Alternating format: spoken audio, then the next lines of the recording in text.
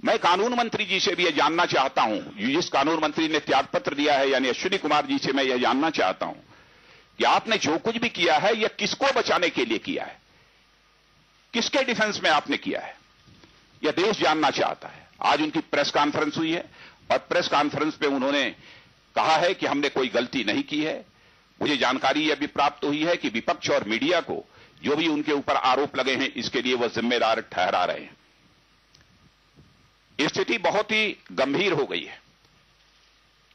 मैं प्रधानमंत्री जी से पूछना चाहता हूं और सोनिया जी से पूछना चाहता हूं, क्या लोकतंत्र में लोकलाज का कोई महत्व नहीं है? क्या लोकतंत्र बिना लोकलाज और मर्यादाओं के चल सकता है?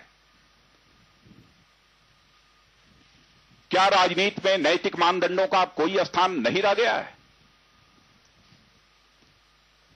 क्या व्यवस्था का संचालन करने वाले लोग जो ऊंचे पदों पर बैठे हैं उनके ऊपर भ्रष्टाचार के यदि गंभीर आरोप लगते हैं, प्रथम दृष्टया वह सही पाए जाते हैं, तो क्या वह तब तक त्यागपत्र नहीं देंगे जब तक कि सुप्रीम कोर्ट की कोई टिप्पणी सामने न आ जाए? ये कैसे हालात बनते जा रहे हैं? क्या भारत की राजनीतिक व्यवस्था में एक भी पद अथवा दायित्व ऐसा नहीं है या नहीं रह जाएगा जो नैतिक मानदंडों के प्रति जनता के विश्वास को जीवित रख सके?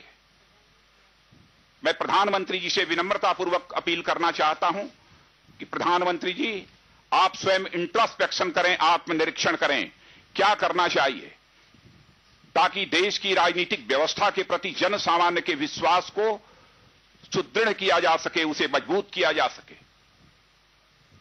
और मैं समझता हूं कि ईमानदारी के साथ यदि प्रधानमंत्री जी ने इंट्रोस्पेक्शन किया तो त्याग पत्र देने के अतिरिक्त और कोई दूसरा विकल्प शेष नहीं बचता है।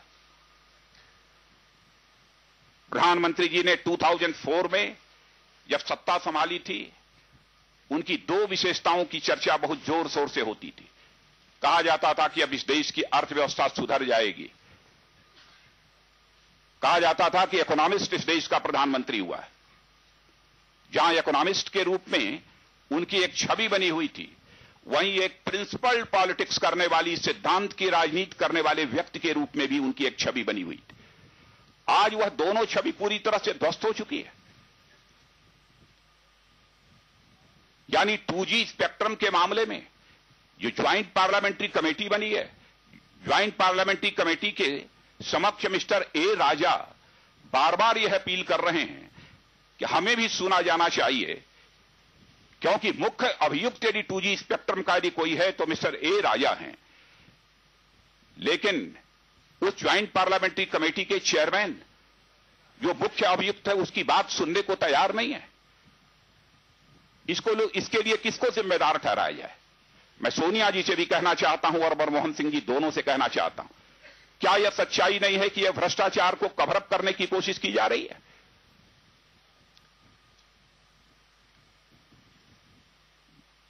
बहनों भाइयों, इस प्रकार की कई घटनाएं हुई हैं जिसने कि देश की व्यवस्था के प्रति जन सामान्य के विश्वास को हिलाकर रख दिया है।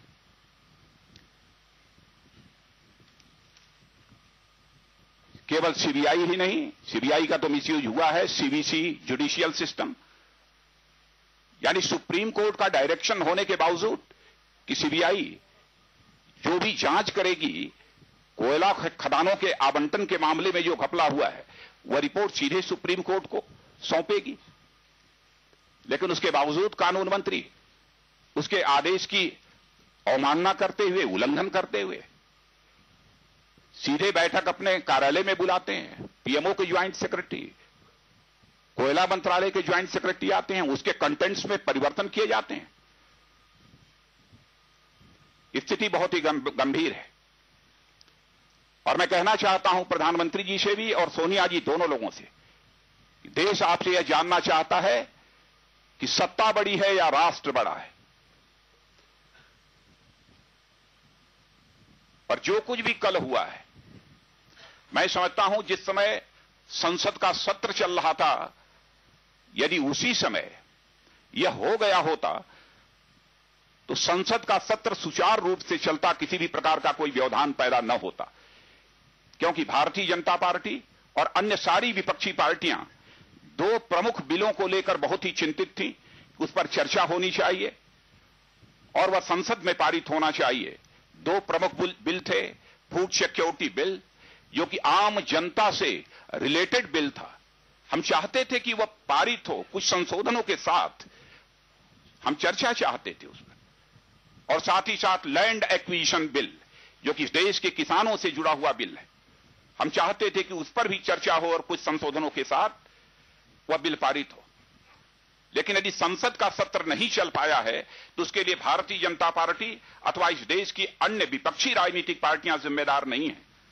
उसके लिए यदि कोई जिम्मेदार है तो यह कांग्रेस लेड यूपीए उसके लिए जिम्मेदार है। पिछली बार भी जब संसद का सत्र स्थगित हुआ था तो भारतीय जनता पार्टी अथवा अन्य विपक्षी राजनीतिक पार्टियों के कारण हाउस स्टॉल नहीं हुआ था, बल्कि इनके कारण हुआ था। और मैं तो बधाई देना चाहता हूं हमारी पार्लियामेंट्री पार्टी के लीडर अडवाणी जी और हमारे लोकसभा की नेता प्रतिपक्ष सुषमा जी और राज्यसभा के नेता प्रतिपक्ष अरुण जेटली जी, जिन्होंने कि ऐसे गंभीर जो भ्रष्टाचार से जुड़े हुए सवाल थे उन्हें बहुत ही गंभीरतापूर्वक संसद के दोनों सदनों में उठाया है। हम तो वॉच डॉग के रूप में, हम प्रिंसिपल अपोजिशन पार्टी और अपोजिशन पार्टी के रूप में अपनी भूमिका निभा रहे हैं। यदि जनता के खजाने पर यदि कोई डाका मारने की कोशिश करेगा तो स्वाभाविक रूप से हम अपनी प्रभावी भूमिका निभाने की भरपूर कोशिश करेंगे।